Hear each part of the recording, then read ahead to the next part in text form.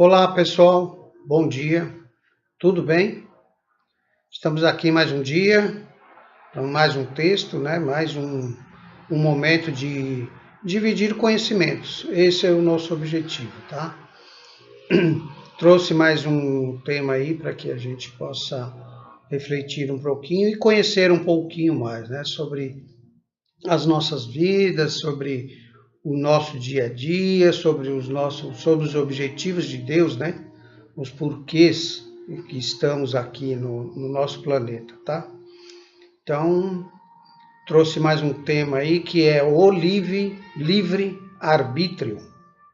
O que é livre-arbítrio, né?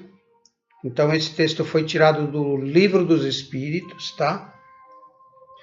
Capítulo 10, que é um resumo teórico da motivação das ações do homem. É um resumo teórico, tá? A Lei da Liberdade, por o autor, né, o Allan Kardec. Então, nós vamos falar sobre a questão 872. Allan Kardec fez um resumo, né, neste livro, no capítulo 10, sobre as motivação das ações do homem, tá?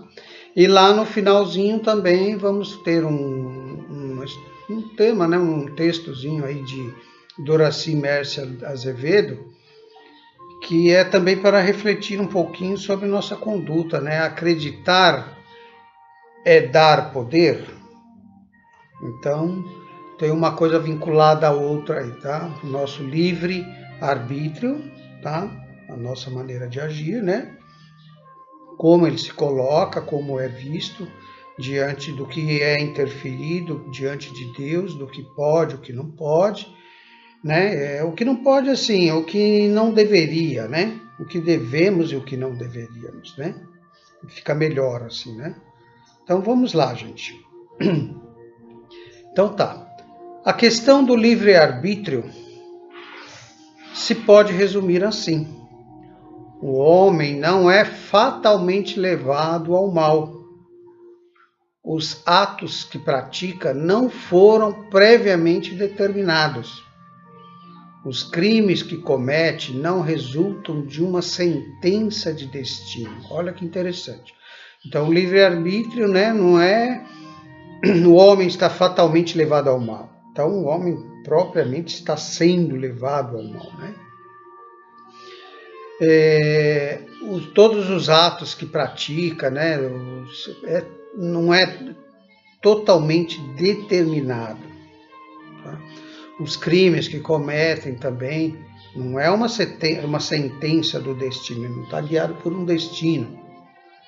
Então, o livre-arbítrio é isso, né? Aquele meio que você pode atuar ou não, fazer ou não, tá?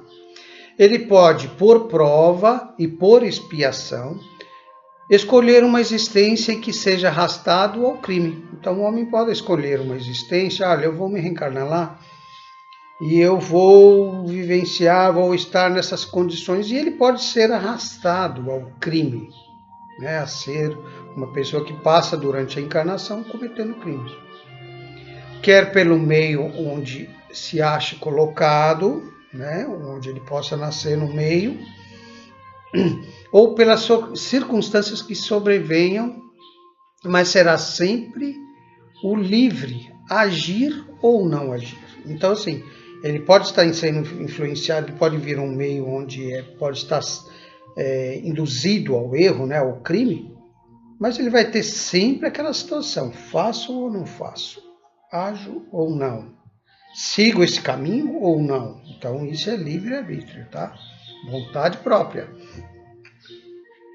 Assim, o livre-arbítrio existe para ele, quando no estado de espírito, ao fazer as escolhas da existência e das provas. Olha que interessante, quando ele está em estado de espírito, lá no plano espiritual, ele tem uma escolha das existências da prova.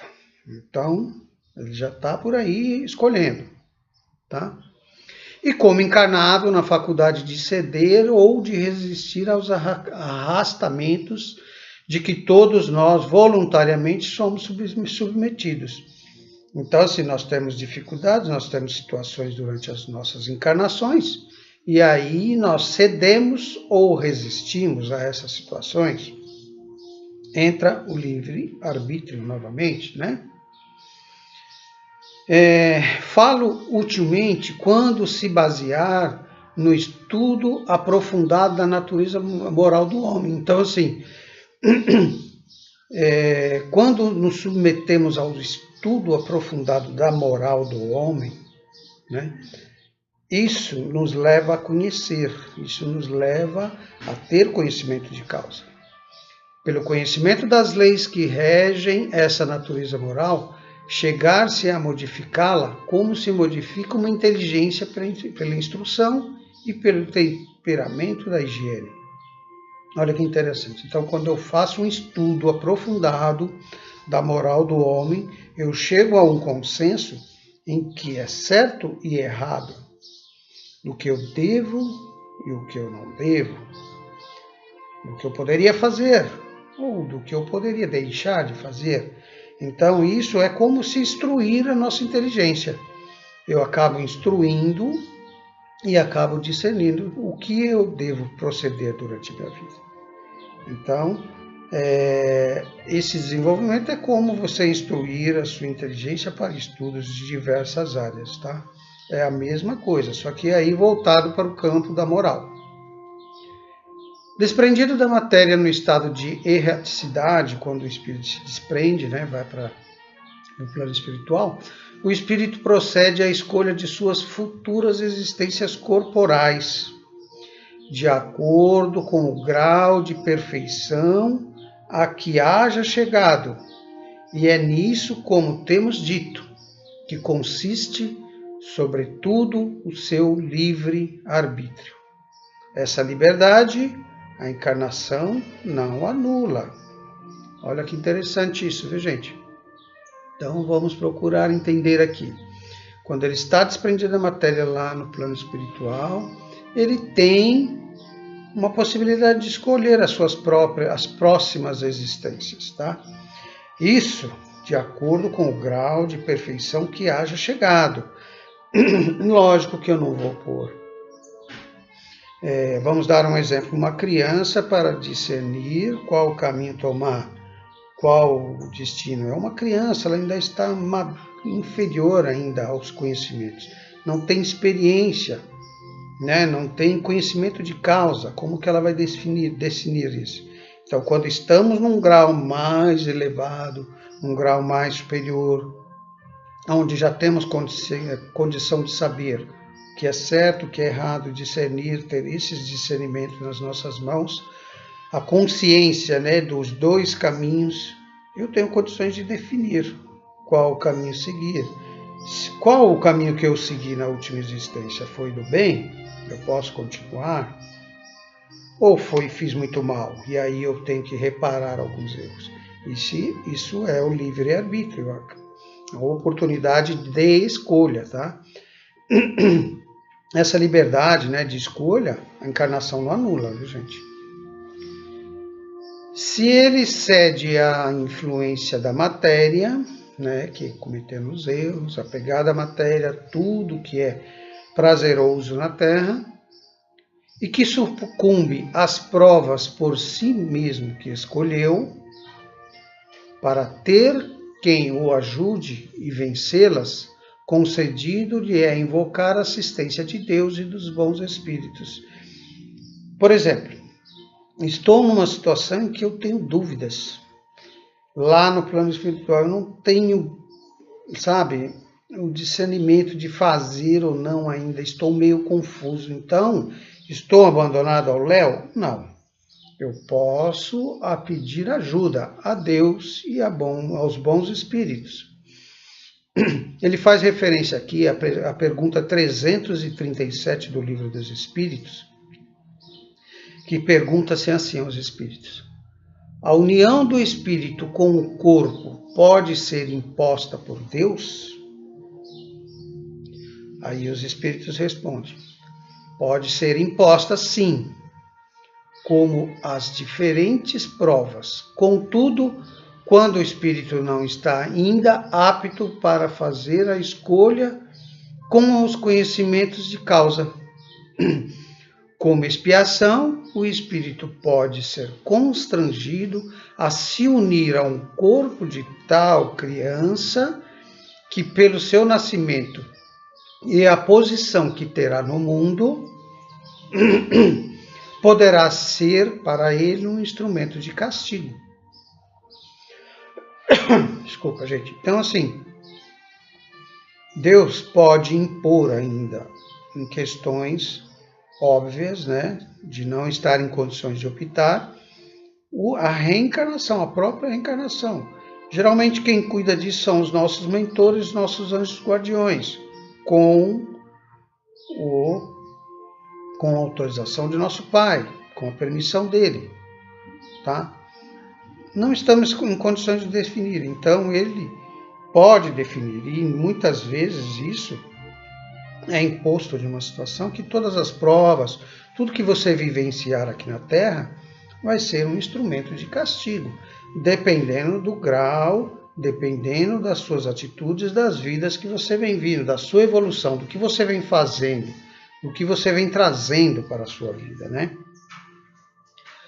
Sem o livre-arbítrio, o homem não teria nem culpa por prática do mal, nem mérito por praticar o bem. Olha que interessante. Então, se não existisse o livre-arbítrio, né, ele não teria nem que pagar pelos maus e nem ser bem-sucedido pelos bens que tem, né, que cometeu. Isto a tal ponto está reconhecido que no mundo a censura ou os elogios são feitos à intenção, isto é, à vontade. Então, assim, depende muito do que o seu livre-arbítrio está levando você para que lado. Se está levando você para o mal, se você está utilizando desse livre-arbítrio para fazer as coisas ruins, se apegando à matéria, levando por esse lado, lógico que você vai ter as consequências disso. Se você está indo para o lado bem, com certeza vai ter os elogios, vai ter os efeitos daquela bondade, daquela benitude que você tem cometido. Então, nós já dissemos vários vídeos e várias situações que nós temos dois caminhos, né? E o nosso livre-arbítrio do que nós estamos falando hoje nos direciona ao melhor caminho para que possamos seguir, seja lá para o mal ou para o bem. E os resultados nós teremos como pagamento, vamos dizer assim, né? Ora, quem diz vontade diz liberdade. Então, se eu tenho vontade, eu estou tendo uma liberdade de fazer tal situação. Nenhuma desculpa poderá, portanto, o homem buscar para os seus delitos a partir da hora que eu tenho vontade de fazer o mal. Então, eu não tenho que ficar buscando desculpa para justificar os meus delitos. Na sua organização física, sem abdicar da razão de sua condição de ser humano, para se equiparar ao bruto. Se for assim, quanto ao mal, assim não poderá deixar de ser relativamente o bem. Então, da mesma forma que eu posso seguir para o mal, eu posso seguir para o bem, né? Que foi o que nós dissemos um pouquinho antes, né? Não tenho que ficar arrumando desculpa, porque eu tive a liberdade de escolha, né? Eu tive a liberdade de optar pelo caminho que eu quero seguir.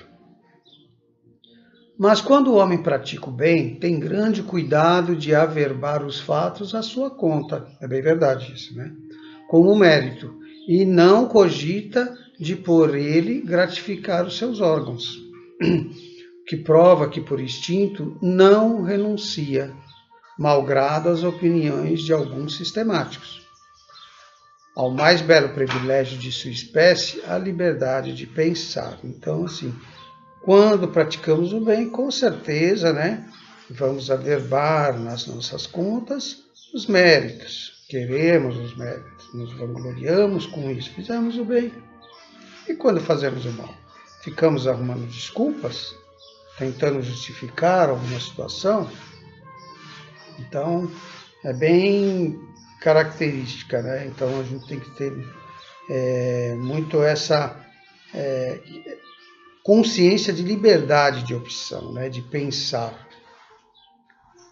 A fatalidade, como vulgarmente é entendida, supõe a decisão prévia e irrevogável de todos os sucessos da vida. Fatalidade, né? Qualquer que seja a importância deles. Se tal fosse a ordem das coisas, o homem seria qual a máquina sem vontade. De que serviria a inteligência desde que houvesse de estar invariavelmente dominado em todos os seus atos pelas forças do destino? Semelhante doutrina, se verdadeira, conteria a destruição de toda a liberdade moral. Já não haveria o homem responsabilidade, nem por conseguinte bem nem mal, crimes ou virtudes. Não seria possível que Deus, soberanamente justo, castigasse suas criaturas por falta, cujo cometimento não dependera delas, nem que as recompensasse por virtudes que nenhum mérito teria. Então, se essa lei, vamos imaginar que seria pela lei da fatalidade, nós ficaríamos como se fosse uma máquina mesmo, estagnados, seguindo as fatalidades das nossas vidas. Não teríamos a opção de escolha de bem e de mal.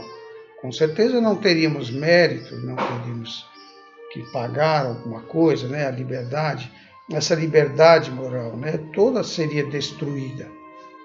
Então é isso que ele está dizendo aqui.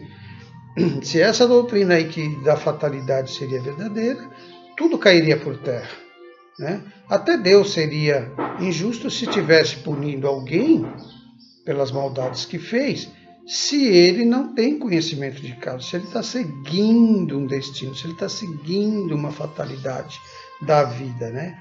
E aí não seria coerente. É isso que ele está nos dizendo aqui, né? Que não teríamos nem méritos, né? Nem que fôssemos castigados pelas nossas atitudes, se estivéssemos seguindo essa doutrina da fatalidade, tá? Demais, tal lei seria a negação do progresso, então. Também não teria progresso, né? Não estaríamos estagnados, indo num sentido, não progrediríamos, né? Não teríamos aquele processo de estarmos aprendendo e progredindo e crescendo espiritualmente. Porquanto o homem, tudo esperando da sorte, nada teria para melhorar sua posição, visto que não conseguiria ser mais nem menos. Então ficaríamos realmente estagnados. A lei do progresso não existiria, né? Só a da fatalidade. Estaremos como uma máquina andando por aí fazendo o que tivesse que fazer, sem o livre-arbítrio, sem ter que optar e resolver, vou crescer ou vou ficar estagnado numa situação, estou fazendo bem ou estou fazendo mal. Tudo isso estaria caído numa lei da inércia, né? Da fatalidade. Contudo, a fatalidade não é uma palavra vã. Existe na posição de que o homem ocupa na Terra, nas funções que aí desempenha, em consequência do gênero de vida em que seu espírito escolheu como prova, expiação ou missão. Então, é lógico que você está atuando aqui na vida, né, como prova, como expiação ou até como missão. Existem todas as leis universais que estão criando fatos, fatalidades para aquelas atitudes, para aquelas objeções. E aí você vai vivenciar um momento de fatalidade. Não necessariamente ter uma vida de fatalidade. É diferente, tá, gente? Ele sofre fatalmente todas as vicissitudes dessa existência e todas as tendências, boas ou más. São fatos. Se você tem tendências más, cairá para o lado do mal. Se você tem tendências boas, trabalhará com isso, né? Mas aí, porém, nada acaba a fatalidade por sua vontade. Depende de ceder ou de não a essas tendências. Tudo sempre é essa. O livre-arbítrio entra junto com a fatalidade, você cede ou não. Os pormenores dos acontecimentos, eles ficam subordinados às circunstâncias em que o próprio cria pelos seus atos, né? Todos os nossos atos acabamos criando situações ao nosso redor, sendo que nessas circunstâncias podem os espíritos influir pelo pensamento que sugeriram. Então, aí ele faz mais uma referência aí à pergunta 459 do Livro dos Espíritos, que é bem sobre isso daí. Quer dizer, eu tenho meu livre-arbítrio, eu estou aqui passando por algumas situações, expiações, missões, provas, alguma situação, e eu sou submetido às fatalidades, eu tenho meu livre-arbítrio. Mas e aí? Os espíritos podem influir, o que ele está dizendo aqui, né? Os espíritos influem pelo pensamento que sugeriram. Então, os espíritos podem influir na minha vida, no dia a dia? Vamos ver o que a pergunta 459 nos esclarece. Os espíritos influem sobre os nossos pensamentos e as nossas ações? Essa pergunta foi feita.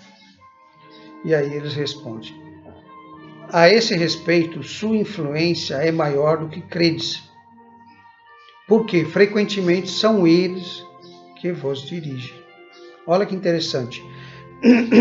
Ao mesmo tempo que nós temos toda essa situação que estamos vivenciando do nosso livre-arbítrio, das nossas atitudes, dos nossos comportamentos, das nossas tendências boas ou más, nós temos a influência espiritual, que muitas vezes acabam nos dirigindo para o bem ou para o mal, dependendo do caminho em que eu opto em seguir.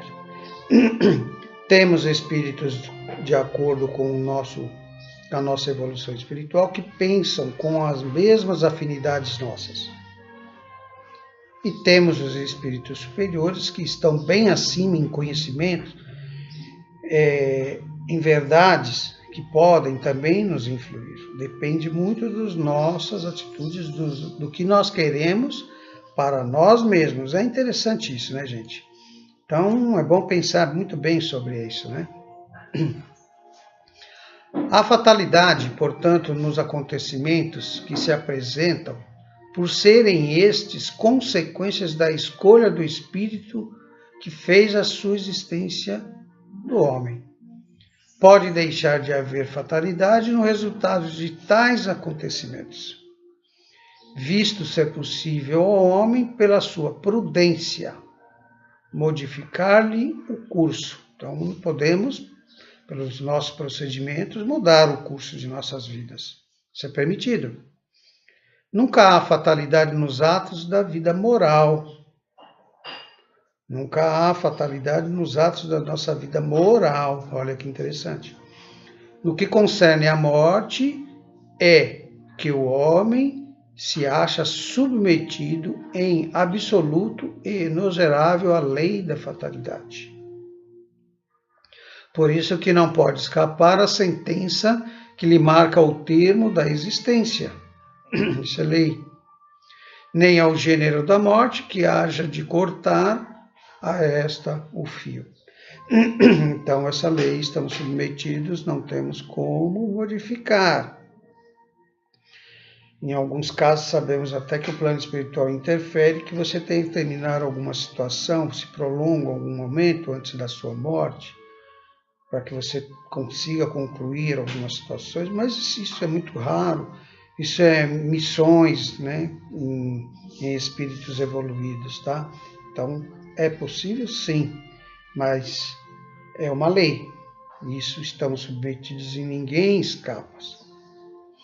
Segundo a doutrina vulgar, de si mesmo tiraria o homem todos os instintos que então proviriam, ou de sua organização física, pela qual nenhuma responsabilidade lhe toca, ou da sua própria natureza, caso em que lícito lhe fora procurar desculpar-se consigo mesmo, dizendo-lhe não pertencer à culpa de ser feito como é.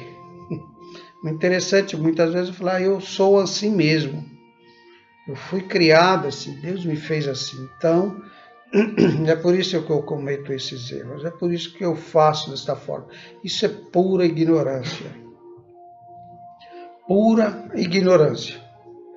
Porque a partir da hora que nós sabemos que nós somos mutáveis, nós estamos sujeitos a mudanças, a evoluções, que os nossos procedimentos podem mudar nossa conduta, nosso comportamento pode mudar os nossos instintos, nós podemos ser seres perfeitos. Então isso cai por terra, né, gente? Saber que eu fui criado assim. Deus criou todos os espíritos, todos indistintamente. Simples e ignorante. E todos têm uma meta a atingir, chegar a um ponto de evolução. Com conhecimento de tudo. E aí te põe num caminho, e aí você desvia e fala que você é assim mesmo, que você pode errar, que você é assim. É pura ignorância. Muito mais moral se mostra, indiscutivelmente, a doutrina espírita. Ela admite no homem o livre-arbítrio em toda a sua plenitude, e se lhe diz que, praticando o mal, ele cede a uma sugestão estranha e má. E nada lhe diminui a responsabilidade, pois reconhece o poder de resistir, o que evidentemente lhe é muito mais fácil do que lutar contra sua própria natureza. Assim, de acordo com a doutrina espírita, não há arrastamento irresistível. O homem pode sempre cerrar ouvidos à voz oculta que lhe fala aos ouvidos, né? Que lhe fala ao íntimo, produzindo ao mal, como pode cerrá-los a voz material daqueles que lhe falem ostensivamente. Se estamos sendo submetidos ao mal através de uma voz, nós podemos fechar os ouvidos a isso. Se estão nos trazendo ostensivamente a fala, nos orientando a coisas ruins, eu posso dizer um basta, dizer não, né? E ostensivamente cair para o outro lado. Pode, pela ação de sua vontade, pedindo a Deus, força necessária, e reclamando para tal fim a assistência dos bons espíritos.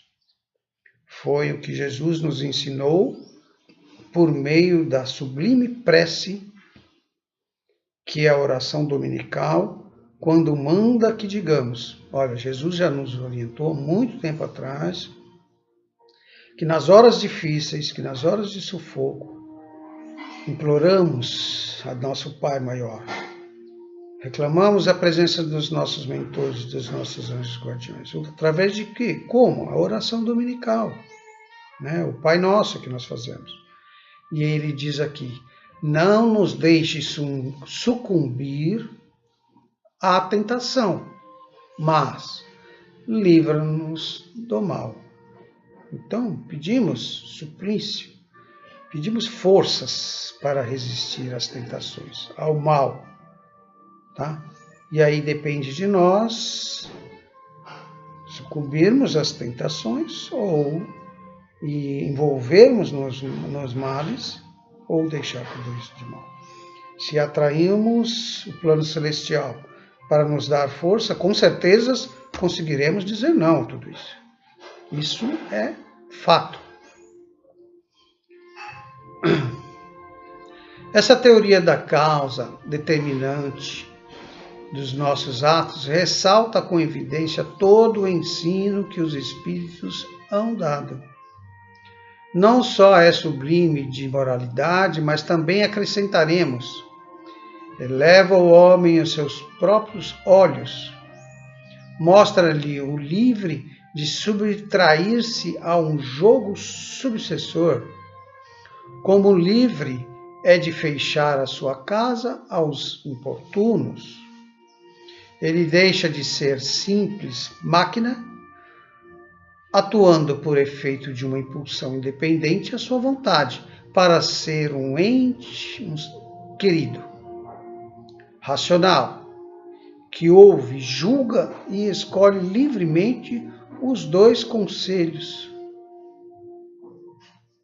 Aditemos que, apesar disto, o homem não se acha privado da iniciativa, não deixa de agir por impulso próprio, pois que, indefinida, ele é apenas um espírito encarnado, que conserva sobre o envoltório corporal as qualidades e os defeitos que tinha como espírito. Então é muito bem claro isso, gente, quando temos consciência disso. Somos espíritos encarnados com dificuldades, com qualidades, e aí nós estamos submetidos ao bem e ao mal, somos levados a essas situações. Mas temos o nosso livre-arbítrio, a opção de escolher se vamos ou não.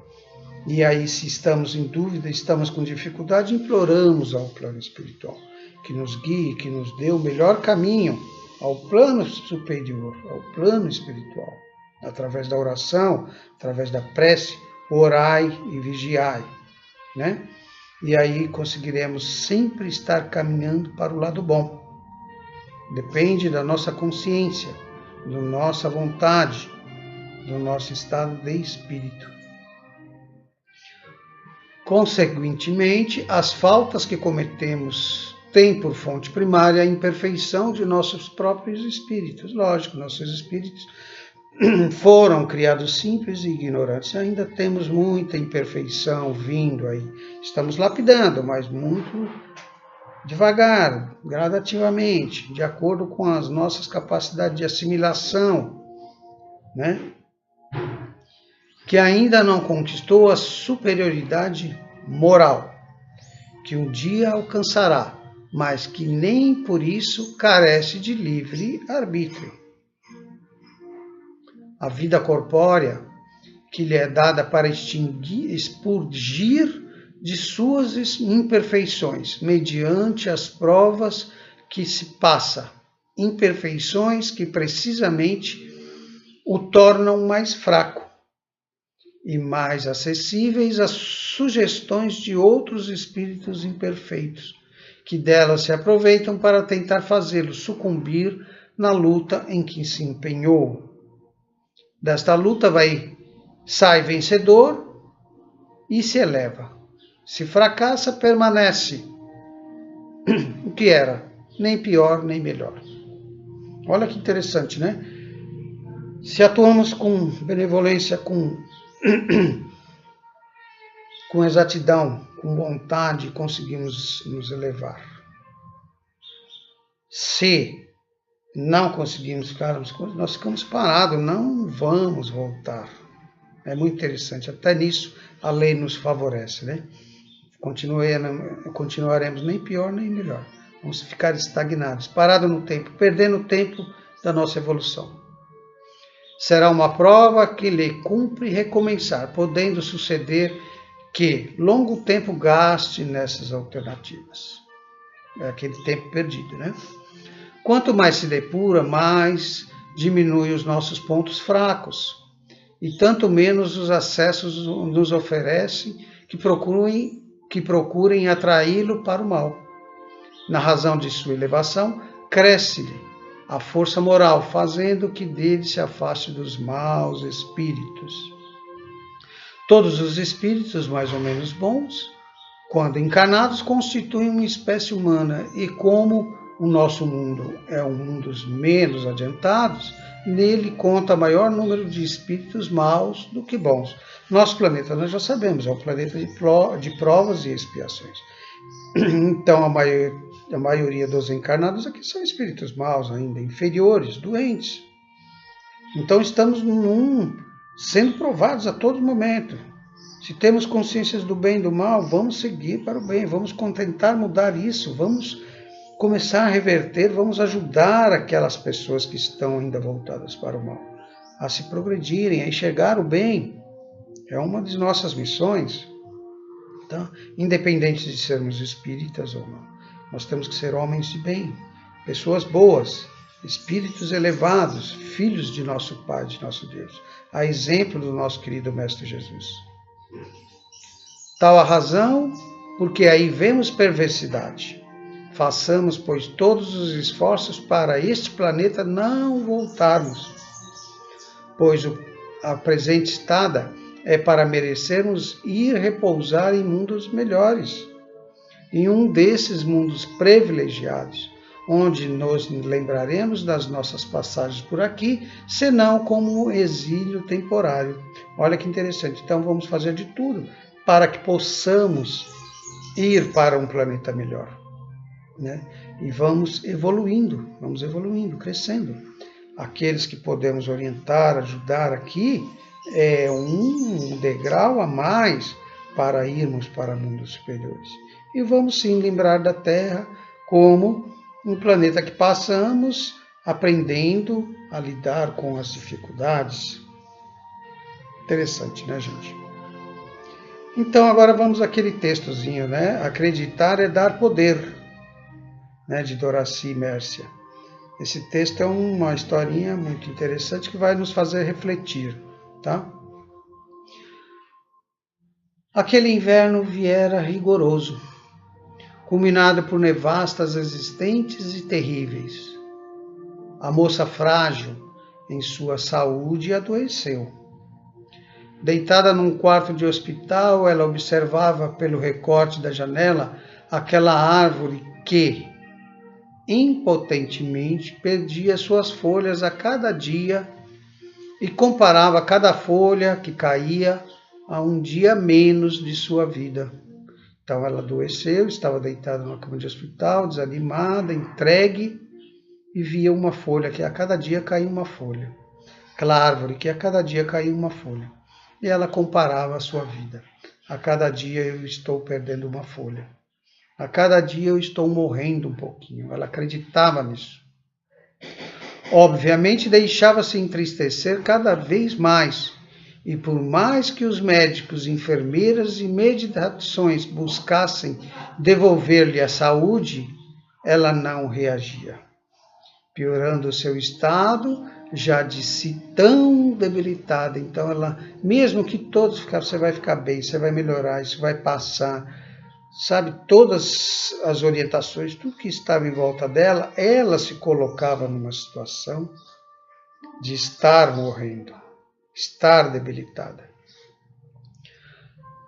Magnetizada pelo folclore que ela mesma criara, afligia-se a cada folha que caía e pensava: quando cair a última folha, por certo, vou morrer. Os dias e os rigores do inverno continuavam a se arrastar, enquanto restou a última folha, a pobre e indefesa árvore. Na pobre e indefesa árvore, ela disse para si mesma: amanhã cairá a última folha e eu me vou deste mundo. Ansiosa e aflita ao mesmo tempo, pouco dormiu naquela noite que parecia não terminar jamais. Imagina a agonia, né? Quando amanheceu, a janela foi aberta, seu olhar ansioso varreu os galhos de sua árvore, certa de encontrá-la totalmente nua. Porém, qual foi a sua surpresa? Aturdida, ela pôde constatar que a valente folhinha estava lá no dia seguinte, e no outro, e no outro, e no outro. Aquela folha não caía. Ela criou uma alma nova, encheu-se de esperanças, reagiu como a folhinha e sarou. Dias depois, soube que a enfermeira percebera a sua angústia ante o desenrolar daquela sequência, pois sabia que a folhinha inexoravelmente cairia no dia seguinte, pois que o inverno apenas cumpria sua função no quadro da natureza. Sabia também que sua paciente se deixaria influenciar negativamente como vinha fazendo e que desta vez poderia ser fatal, ela morreria mesmo.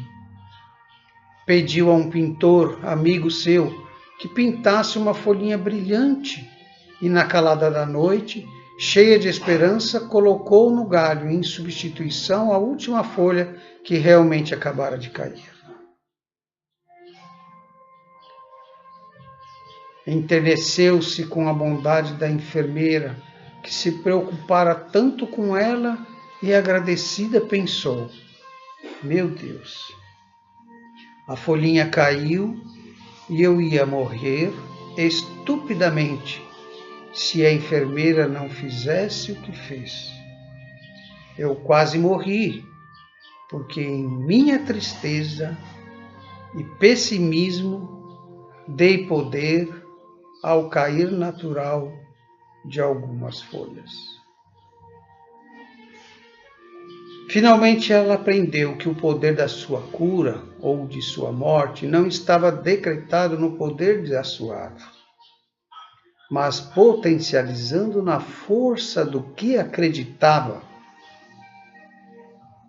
Jesus disse: vós sois deuses, sois capazes de fazer tudo o que eu faço e muito mais. Não duvidemos nunca de suas palavras. Ele sabia por que as dizia. Deixemos, pois, de emprestar a força do acontecer a malfeitos, pés de cabra, escadas, sexta-feiras 13, gatos pretos e outras crendices.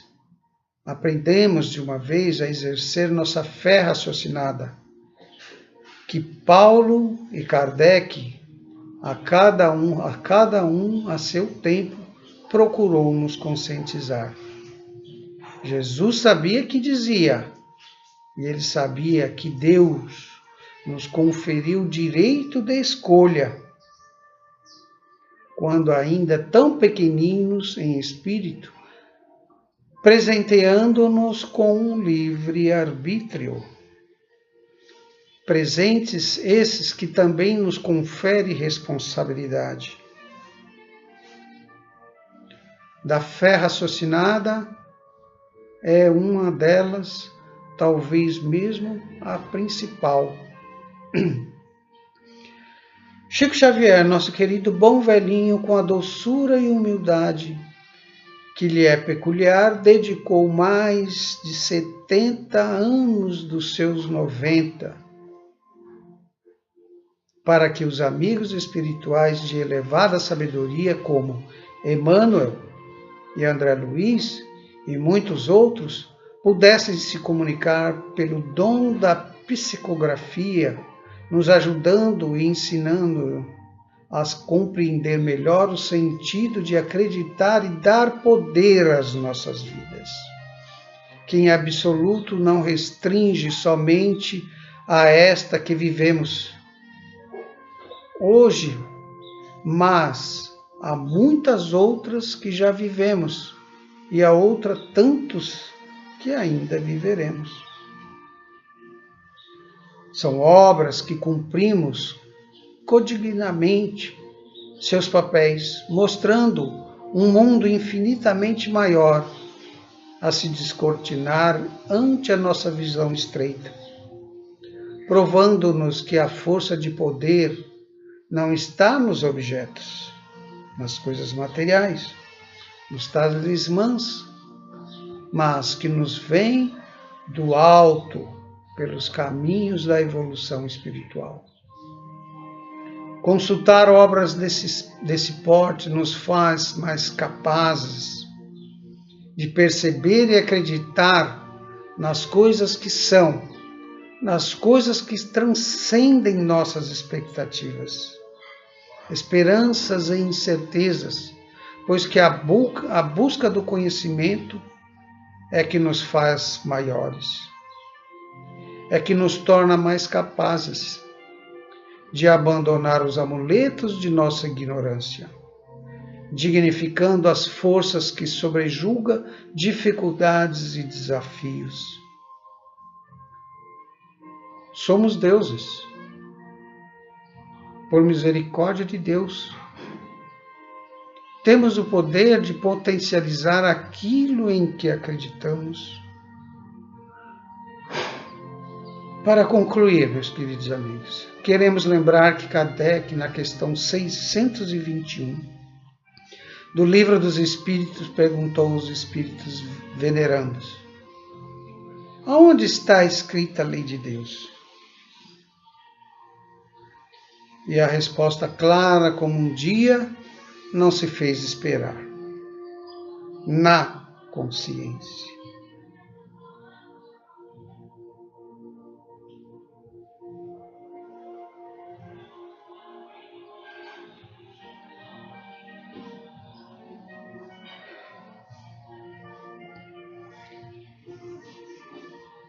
Eu, Jurandir, não tenho mais nada a dizer.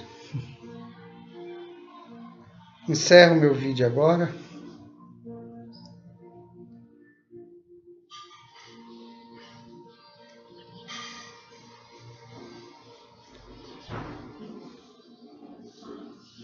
Emocionado pelas palavras desse mentor, que nos traz a verdadeira verdade, que nos traz a reflexão do que nós somos, das nossas capacidades. Imensamente de coração, desejo uma ótima semana e que possamos refletir sobre todos esses ensinamentos. Fiquem com Deus, meus amigos. Que a paz do nosso querido Mestre, sábio querido Mestre, esteja conosco todos os dias. Que os nossos mentores, os nossos anjos guardiões, sejam fortalecidos a cada dia para continuar com essa missão, de nos orientar, de fazermos perceber o que é bem e o que é mal, e que nos intua a todo momento, que possamos perceber e usar as nossas capacidades, o nosso livre arbítrio, para fazer o bem, para seguir pelo melhor caminho. Que assim seja. Graças a Deus.